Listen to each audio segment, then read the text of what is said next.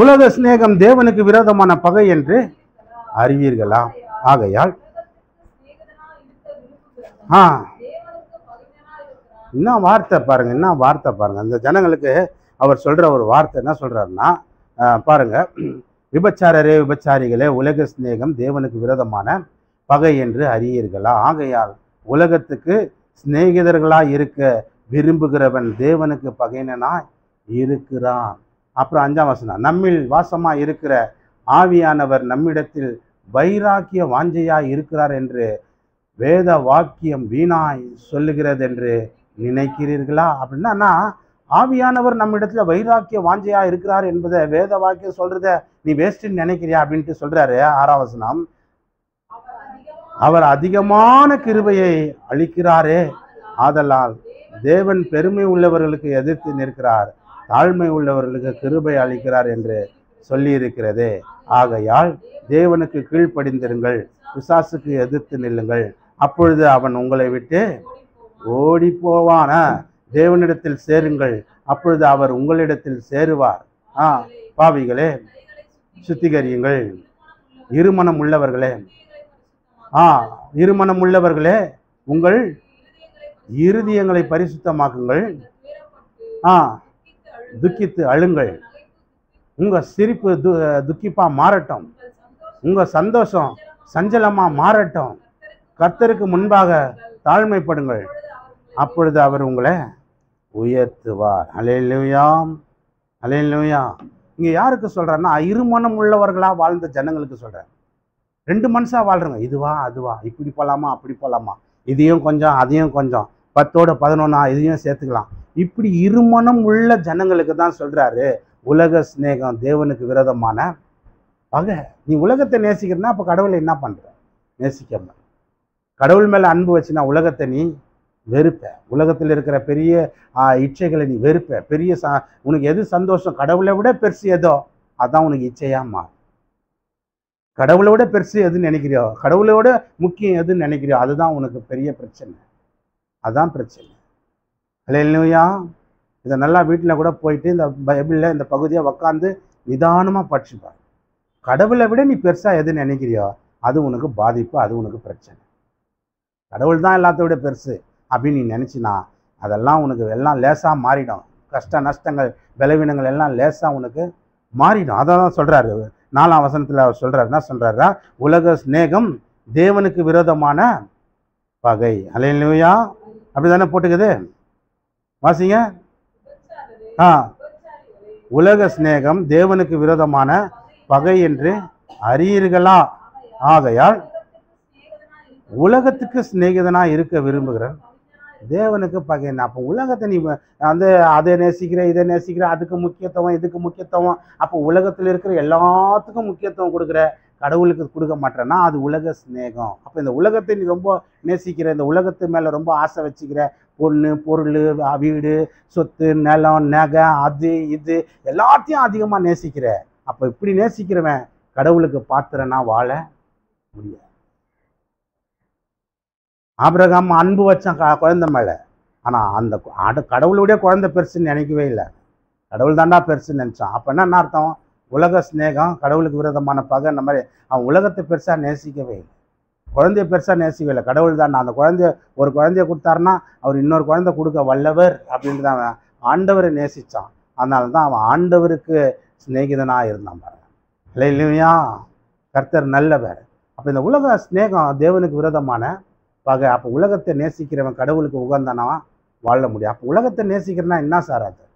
என்ன சாராது? நான் சிம்பிளாக சொல்லிடுறேன். அது சொன்னால் பெரிய தலைப்பு, ஒன்று ஒன்றா புட்டு விவரித்து சொல்லணும். சிம்பிளாக சொல்கிறேன், கடவுளோட நீ எதை பெருசாக நினைக்கிறியோ அதுதான் உலக சிநேகம். நீ அப்போ அது மேலே தான் கடவுளை விட அதிகமாக அன்பு வச்சுக்கிற, நேசிக்கிற, இச்சிக்கிற, ஆசைப்படுற, அதுதான் வேணும்னு விரும்புகிற. அப்போ கடவுளை காட்டிலும் எது முக்கியம் கொடுக்குறியோ அது உலகம், உலகத்தை நேசிக்கிற. அப்போ கடவுளுக்கு நீ 2வது இடம் தான் வச்சிருக்கிற. அப்போ கடவுள் தான் முதல்ல நினச்சினா இதெல்லாம் உனக்கு கூட கொடுக்கப்படும், எக்ஸ்ட்ரா ஆசீர்வாதங்கள் தரும். எப்போ நீ இதை கடவுளை விட எனக்கு வேலை முக்கியம், கடவுளை விட அந்த பையன் முக்கியம், கடவுளை விட அந்த பொண்ணு முக்கியம், கடவுளை விட வீடு முக்கியம், கடவுளை விட சொத்து வேணும், பணம் காசு முக்கியம் அப்படின்னு நினைக்கிறியோ அதுதான் உலகம் சிநேகம். சிம்பிளாக சொல்கிறேன், 2 வார்த்தை அதுதான் சொல்கிறேன். அல்லேலூயா. சொல்லிட்டு சொல்றாரு பாருங்க, என்ன சொல்றாரு? 7ஆம் வசனம், ஆகையால்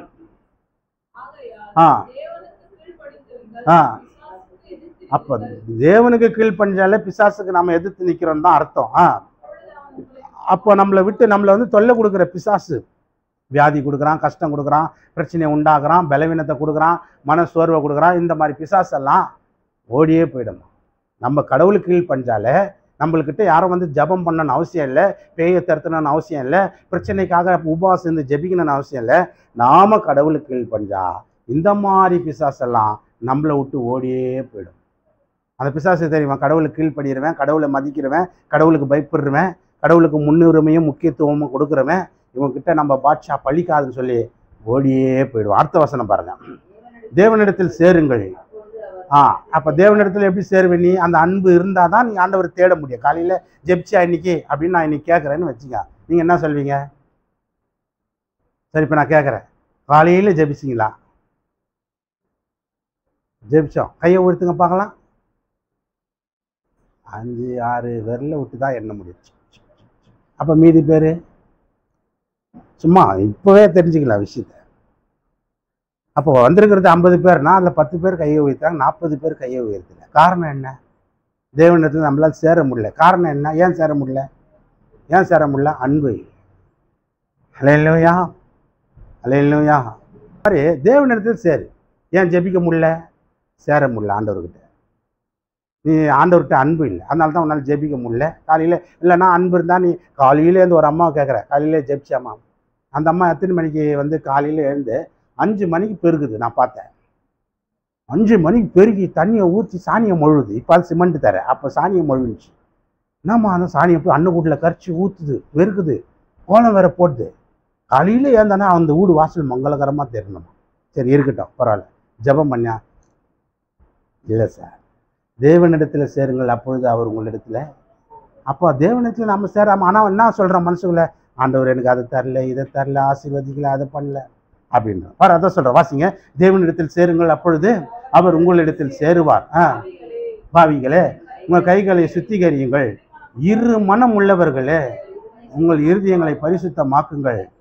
நீங்கள் துயரப்பட்டு துக்கித்து அழுங்கள். உங்கள் நகைப்பு துக்கிப்பாக மாறட்டும், உங்கள் சந்தோஷம் சஞ்சலமாக மாறட்டும். தாழ்மைப்படுங்கள், அப்பொழுது அவர் உங்களை உயர்த்துவார். அப்போ இவங்களை பற்றி என்ன சொல்கிறேன்னா, நீ சிரிச்சிங்கன்னா கிடைக்கிற உன் சிரிப்பு துக்கமாக மாறட்டும். முதல்ல உனக்கு எவ்வளோ பிரச்சனை இருக்குது அதை முதல்ல நினை. உன் குடும்பத்தில் எவ்வளோ பிரச்சனை இருக்குது அதை நினை. இதெல்லாம் நீ வந்து சிரிச்சிங்கன்னா கிடைக்காத. உன் சிரிப்பு துக்கிப்பாக மாறட்டும், என் குடும்பம் சூழ்நிலை மாறட்டும்னு சொல்லி ஜெபம் பண்ணு. சந்தோஷம் சஞ்சலமாக மாறட்டும். முதல்ல மனம் திரும்பு. இரு மனம் உள்ளவர்களும் கையை சுத்திகரி, உன் மனசை சுத்திகரி. நீ ஒரு மனமாக மாறு, கடவுள்கிட்ட சேருன்ற. கடவுள்கிட்ட எப்படி சேரணும்? அன்பு காட்டு, அன்பா நேரு, ஆண்டவரை தேடு. தான் ஆண்டவருடைய அன்பை ருசிப்பார். அப்போ நீ அப்படி சேரும்போது பிசாசு உங்ககிட்ட இருக்க மாட்டாங்க, ஓடியே போயிடும். உங்ககிட்ட வரமாட்டான், ஓடி போயிடும். அதனால தான் சொல்கிறேன், ஸ்நேகம் ரொம்ப முக்கியமானது. என்னை நேசிக்கிறவங்ககிட்ட பிசாசு இருக்காது, கடவுளை நேசிக்கிறவங்ககிட்ட பிசாசு நெருங்காது, கடவுள்கிட்ட அன்பு கூறுறவங்ககிட்ட பிசாசு நெருங்காது. அவனை விட்டு ஓடி போயிடும். ஏன்னா அவனுக்கு தெரியும், காலையில் கடவுளை தேடணும், ஜெபிக்கணும். இந்த நாள் ஃபுல்லாக எத்தனையோ பேர்கிட்ட பேசுகிறேன், கடவுள்கிட்ட பேசினேன்னா கொஞ்சம் சிந்திச்சுப்பார். ஒரு நாள் ஃபுல்லாக எவ்வளோ பேர்கிட்ட எவ்வளோ வார்த்தை கச்சான் முச்சான் இல்லாதது இருக்கிறது நியூஸ் பேப்பர் மாதிரி பேசின்னு கிடக்குறோம். என்னன்னா நியூஸாக பேசின்னு கிடக்குறேன் பாரு. உலகத்தில் நடந்தது நடக்காது, அந்த தெருவில் இந்த தெருவில் எல்லாத்தையும் பேசுகிற. கடவுள்கிட்ட பேசுறியா? கடவுள்கிட்ட நீ சேர்ந்தாதான் கடவுள் உங்ககிட்ட சேருவார். இரு மனசாக இருக்காத, கடவுளை காலையில் தேடு, அன்பு காட்டு. அன்பை நீ ஆண்டவர் மேலே அந்த அன்பு உனக்கு எங்கே போச்சு? சும்மா ஆண்டவர் சொல்கிற ஒரு வார்த்தை பைபிளில் இருக்குது. என்ன வார்த்தைன்னா, இந்த ஜனம் சும்மா உதட்டில் தாண்டா சோத்திரம் சோத்திரம் சோத்திரம் ஆண்டவரே ஆண்டவரே இருந்துங்க, ஆனால் உள்ளத்தில் தூரமாகுதுடா, என்கிட்ட சேரவே இல்லைடா இது அப்படின்ட்டு. வாயில் மட்டும்தான் சும்மா, வாயிலேயே வடை சுடுறது, பந்தல் போடுறது. என்னென்ன வாயிலே வடை சுட்டுருவான், வாயிலே பந்தல் போட்டுருவான்டான்னு. அந்த மாதிரி இவன் வாயிலே சும்மா சொல்லினுக்கிறான் ஆண்டவர் ஆண்டவர், ஆனால் மனசு தூரமாகுதுடா, எங்கேயோ இருக்குதுடா. இவனுக்கு சம்மந்தமே இல்லைடா. அப்போ கடவுள்கிட்ட நாம் சேர்ந்தாதான் கடவுள் நம்மகிட்ட சேருவார். அப்போ எந்த பிசாசும் இருக்காது, எந்த பாதிப்பும் இருக்காது. ஆண்டவருடைய ஆசீர்வாதங்கள் நம்ம வாழ்க்கையில் வந்து சேரும். தேவன் நம்மளை உயர்த்துவார், தேவன் நம்மளை நடத்துவார், தேவன் நம்மளை ஆசீர்வதிப்பார். கர்த்தர் நல்லவர். ஹல்லேலூயா. அடுத்த ஒரே ஒரு வசனத்தை வாசித்து நம்ம முடிய போகிறோம். 1 யோவான் 2:15. 1 யோவான் 2:15.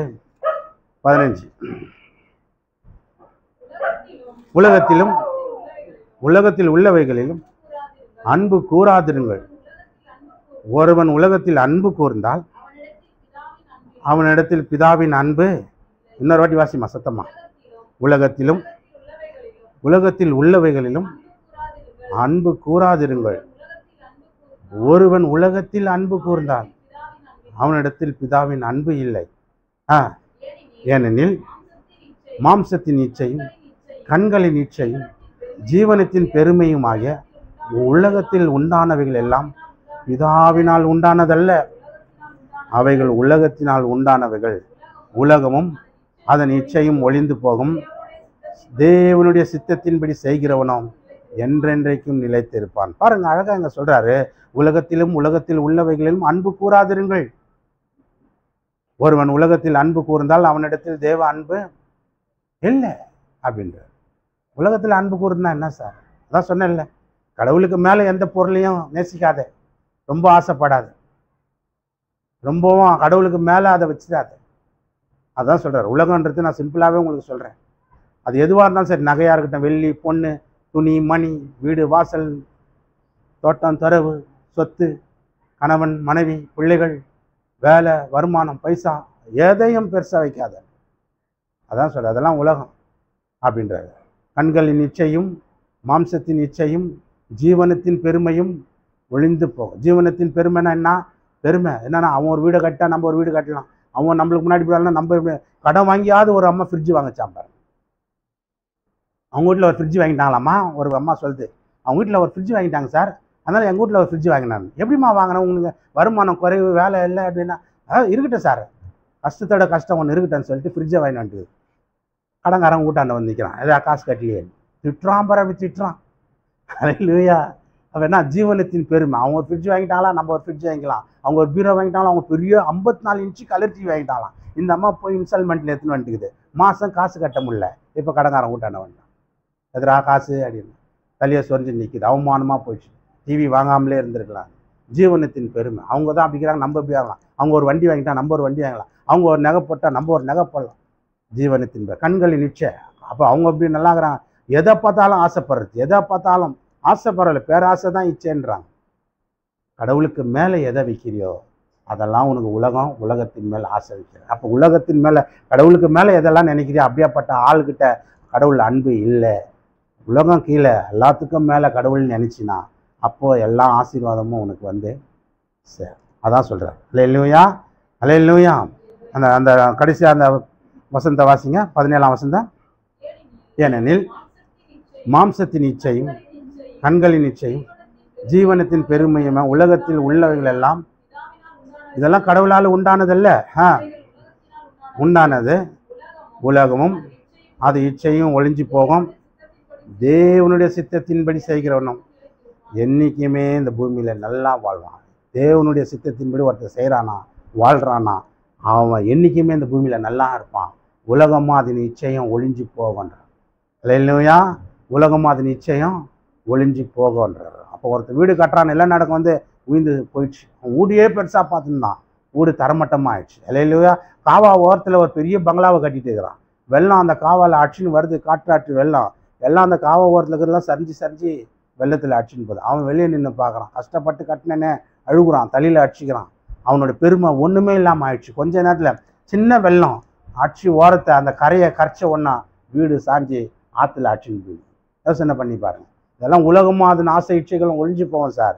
ஆனால் கர்த்தருடைய சித்தத்தின்படி செய்கிறவன், கடவுளுக்கு பிரியமாக ஒருத்தன் வாழ்கிறானா, அவன் என்றைக்குமே நிலைச்சி நிற்பான்றது. அல்லேலூயா, அல்லேலூயா.